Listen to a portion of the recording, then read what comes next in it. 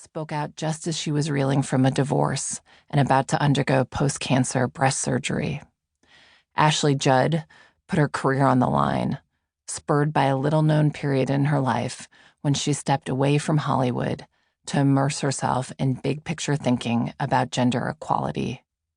Zelda Perkins, a London producer whose complaints against Weinstein had been suppressed by an agreement she had signed 2 decades before, spoke to us despite potential legal and financial retribution.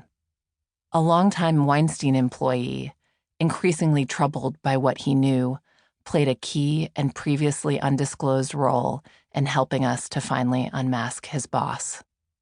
We intend the title, She Said, as a complicated one. We write about those who did speak out, along with other women who chose not to, and the nuances of how and when and why. This is also a story about investigative journalism, beginning with the first uncertain days of our reporting when we knew very little and almost no one would speak to us. We describe how we coaxed out secrets, pinned down information, and pursued the truth about a powerful man, even as he used underhanded tactics to try to sabotage our work. We have also, for the first time, reconstructed our final showdown with the producer, his last stand, in the offices of the New York Times right before publication, as he realized he was cornered. Our Weinstein reporting took place at a time of accusations of fake news, as the very notion of a national consensus on truth seemed to be fracturing. But the impact of the Weinstein revelations was so great, in part because we and other journalists were able to establish a clear and overwhelming body of evidence of wrongdoing.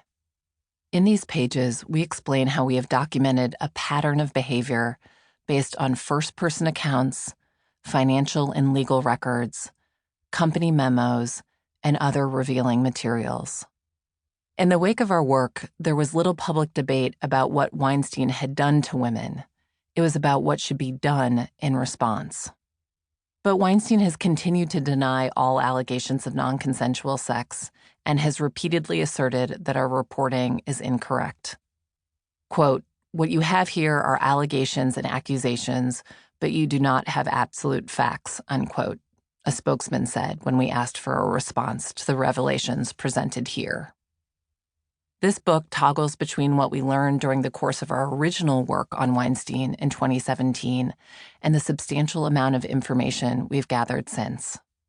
Much of the new reporting we present about Weinstein helps illustrate how the legal system and corporate culture has served to silence victims and still inhibits change. Businesses are co-opted into protecting predators. Some advocates for women profit from a settlement system that covers up misdeeds.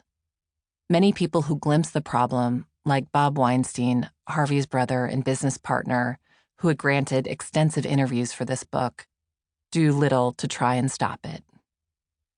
As we write this in May 2019, Weinstein awaits a criminal trial for alleged rape and other sexual abuse and faces a volley of civil suits in which actresses, former employees, and others are seeking to hold him financially accountable.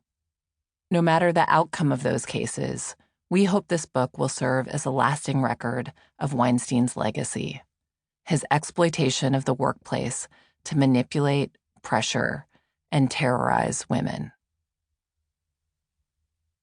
This is Jodi Kantor.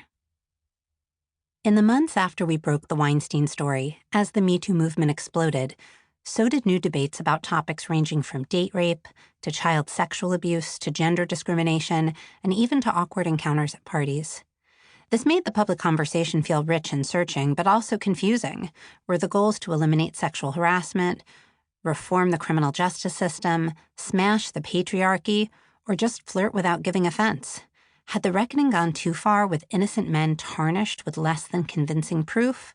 Or not far enough, with a frustrating lack of systemic change? Nearly a year to the day after our Weinstein story was published, Dr. Christine Blasey Ford, a psychology professor from California, appeared before a U.S. Senate committee and accused Judge Brett Kavanaugh, then nominated to the Supreme Court, of sexually assaulting her while